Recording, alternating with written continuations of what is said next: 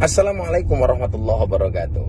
Saya diminta untuk komentar terhadap perbandingan seorang politisi yang membandingkan antara pembangunan museum di Pacitan untuk Pak SBY dengan makam Gus Dur yang ada di Jombang. Yang pertama, saya pikir ini perbandingan yang tidak sepadan. Kenapa saya katakan demikian? Yang pertama, makamnya Gus Dur itu satu komplek dengan Mbah Hasyim Asy'ari. Artinya apa? Makam itu sudah ada sejak lama. Dan yang perlu dicatat, Mbah Hasyim Asy'ari adalah pahlawan nasional.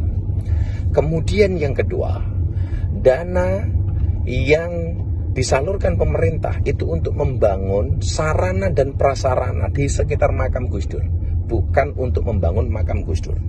Kenapa pemerintah harus membangun sarana dan prasarana yang ada di sana? Karena begitu banyaknya antusias jamaah yang pengen berziarah ke makam Gus Dur dan ke makamnya Mbah Hasyim Asy'ari. Ribuan saben hari. Kemudian yang ketiga, kotak infak, kotak amal yang ada di makam Gus Dur setiap bulan mampu menyumbang panti asuhan dan duafa minimal 300 juta. Maka dulu saya pernah pengajian, dulu nyumbang 150 juta, saya diprotes oleh pengurus makam. Gus, bukan lagi 150, tetapi 300 juta. Dan serupiah pun tidak diambil oleh pengurus makam dan tidak diambil oleh pondok pesantren Tebu Ireng. Fakta berikutnya, makam Gus Dur mampu menggerakkan ekonomi umat. Semuanya bergerak, dari bis, perusahaan bis yang laku, kemudian rumah makan yang laku, dan pedagang-pedagang sekitar yang laku. Artinya, kalau hari ini ada orang memperbandingkan antara pembangunan museum di Pacitan dengan kompleks makamnya Gus Dur, saya pikir dia gagal paham. Terima kasih.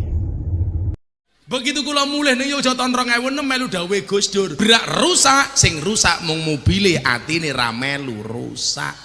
Aku tahu dites nih.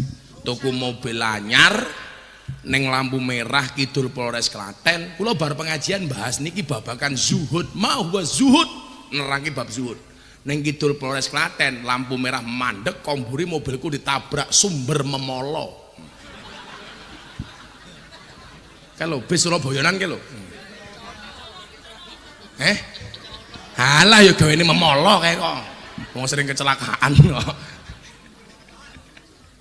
Sumber kencon tabrak komburi mandek, tek lampu merah mandek, sopirku wis bener komburi banter biar remuk.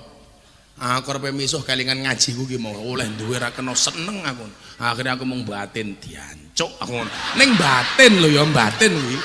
Mung tak batin, ora ngomong. Lah aku ning kene tak batin ya kupingmu ra krungu kok. Suara hati, suara hati. Lah remuk, aku ora ngomong blas mau batin. Cok aku. Kok Gus Miftah ngomongnya dancuk fasih to? Fasih. Aku ngerti tajwid kok. Kan panjang pendeknya pas. Bahkan kadang-kadang nganggo kol-kolah Mbah Sirot dancuk.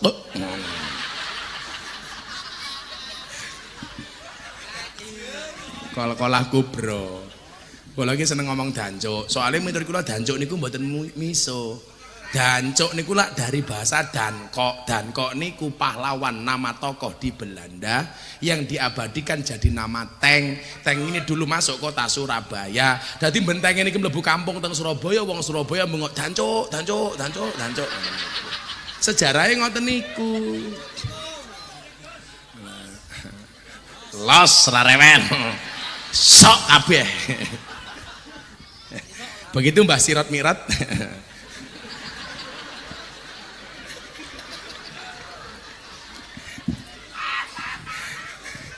Mbah Sirot batin, kiai ini asu ini.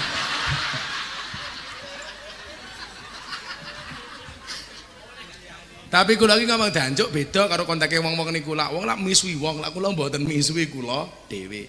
Karena Gus Dur itu cara bahasa guyon ya, bocah-bocah tak kandhani. Gus Dur itu tingkatnya jauh di atas kita. Kalau kita itu biasa membuli orang lain, Gus Dur itu biasa malah membuli dirinya sendiri. Jadi Gus Dur takoni, Gus Dur, kenapa kalau Anda ceramah pasti mengucapkan Assalamualaikum? Apakah karena Anda orang Islam? Apa jawaban Gus Dur? Anda salah. Kenapa setiap kali membuka ceramah saya mengucapkan Assalamualaikum? Karena saya mau tahu ada yang datang apa enggak.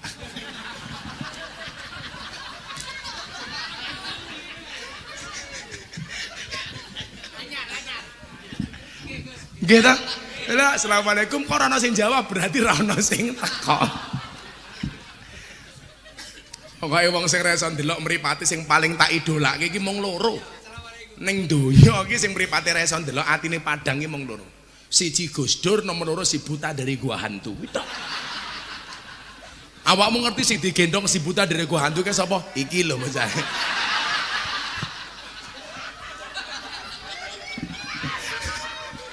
Oke munyuk deng ya sorry. Tapi iki kula kan mahasiswa. Aku ki mbiyen jaman ning PMII, Pergerakan Mahasiswa Islam Indonesiawi. Undanganku ning kampus ki apa? Mini Gus Dur. Soalnya kula cilik niku mengidolakan Gus Dur. Bahkan sing dawuhi kula gawe pondok niku ya Gus Dur. Mila begitu Gus Dur sedo niku kula nangis. Soalnya 2 tahun sebelumnya Gus Dur dawuh, "Kowe mulya ning Yogya sok gawe pondok, lak pondokmu dadi sing ngresmekke aku." Kula rung iso gawe pondok, Gus Dur pun sedo. Kula niku mbiyen dadi kepala cabang Primagama ning Jakarta. Sing ngongkon mulih ya Gus Dur, mulya. Kowe iki rezekimu manggone ning Bokong tahun 2006. Aku batin rezeki manggone ning Bokong ki maksudnya apa? Padahal niku rame-ramene penyanyi dangdut oleh duit saka Bokonge. Inul goyang ngebor, ana sing goyang ngecor, goyang ngaji, goyang ngecet, goyang nglepo, macem-macem niku. Lah aku batin apa aku kudu kaya Mbak Inul ngono lho. Begitu kula mulih ning Yogya tahun 2006 melu dawuhe Gus Dur, bulan 4 aku mulih tekan Yogya aku melu maratuwaku gempa bumi. Omahe maratuwa kula ambruk. Padahal zaman sakmono kula tasik mau 5, madhep mantep mangan melu maratuwa. Akhirnya malah M10 madhep mantep mangan melu maratuwa muring-muring menantu meneng mawon. Akhirnya malah M15 barang wis. Madhep mantep mangan melu maratuwa muring-muring menantu meneng mawon, maratuwa mati menantu melu marisi ya dah. Maratuwa aku jawab M1 napa Pak? Matamu. Ngono kuwi bisa. Akhirnya Gus Dur mara teng Yogya tinjauan terhadap gempa bumi Bantul. Kula kelingan kula ngancani ngawal niku. Kula matur, "Pripun Kiai? Kula nderek dawuh jenengan ninggalke Primagama malah ning Yogya kere kena gempa bumi." Gus Dur jawab sing sabar. Sabar. Sabar niku wonten wates napa mboten Gus? Ora ana, sabar iku ora ndek wates, sing ndek wates mung Kediri, ngono kuwi.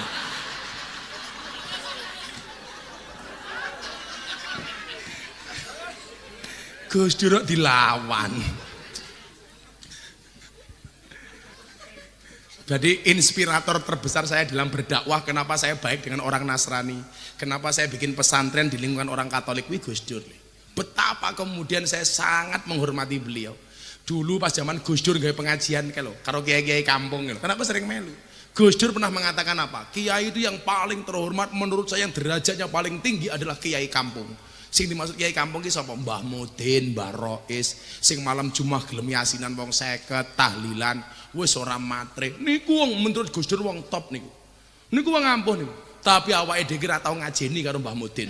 Lak duwe mantu polisi mantane mendelik. Mantumu sapa? Polisi. Mantumu sapa? Mudin. Diamput. Remehke karo Mbah Mudin. Polisi niku penting, Mudin ora kalah penting. Ayo, lah ono akikoan sing mimpin sapa? Mudin. Selamatan, Mudin. Berkatan, Mudin. Polisi mati sing bungkus sapa? Mudin. Mudin mati bungkus dhewe. Apa?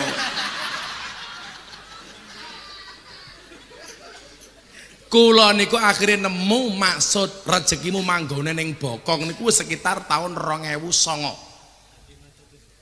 Gara-gara kula mulih ning Yogya, asline kan kula kan mulih ning Lampung, wong pondoke bapak kula niku teng Lampung. Tapi kula niku mboten seneng. Apa-apa lak diwene wong tuwa niku kula mboten seneng. Dadi nyuwun sewu, kula ora tau njaluk warisan wong tuwa kula ora tau njaluk dhuwit wong tuwa kula. Soale lak kula dadi nyuwun sewu oleh warisan saka wong tuwa kula, mesti wong ngelok ketok. Halah ya Miftah, ya lumrah Miftahke dadi kiai. Wong nampa warisan pondoke wong tuwane. Mila kula gawe dhewe teng Yogya gara-gara niku. Ceritane ngoten niku. Kula ketemu jawabane. Miftah, rezekimu manggone ning Bokong. Kula ketemu kiai teng Mlangi namine Kiai Asrori ngaji kitab hikam. Mbagi rezeki kuwi ana loro, makom asbab karo makom tajrid. Kowe rasa megawe ning omah wae mulang santri rezekimu insyaallah teko. Dan ternyata benar. Tahun 2008 kula melu syuting TV teng Jakarta, La TV. Sakniki ganti TV One. TV One lah tulisannya One kok TV One sok Inggris. Kula niku zaman sakmono ra nyaman. Jadi kalau Anda mengatakan saya itu mabuk dengan popularitas, Anda salah. Tahun 2008 aku wis dikontrak le. Acarane zaman sakmono grebek sahur La TV. Kula kenal kali Ustaz Jervi, Ahmad Al-Habsi, Mas Sopik niku teng mriku niku. Tapi saya tidak merasa nyaman.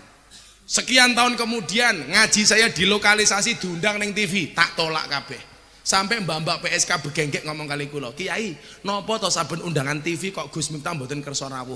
Kan kami sebagai jamaahnya Gus Miftah pengen melihat Anda di televisi. Waktu itu jawaban saya apa? Allah menciptakan Miftah tidak untuk menjadi orang terkenal, tapi untuk mengenalkan Allah kepada mereka yang belum kenal. Waktu itu. Kalau kemudian akhirnya wong ngerti ngaji kula teng lokalisasi, niku wallahu a'lam. Umpama aku gelem le 2008 aku dikontrak karo TV. Tapi kula kelingan Gus Dur, rezekimu manggone ning Bokong, ngurusi santri. Sarkem. Muga-muga bojomu saka Sarkem. Malah pengalaman, Bro.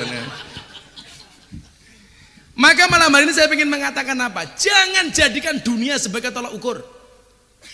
Dunia itu hanya wasilah untuk akhirat. Man aslaha akhiratahu fa aslahallahu dunyahu. Sing pengen dipepek donyane, silakan perbaikilah akhiratnya. Tapi juga jangan meremehkan dunia. Kan ono kele pujian ning masjid aku paling ra seneng. Rugi donya ora dadi apa-apa, rugi akhirat bakal cilaka. Kuwi cangkem bosok kuwi.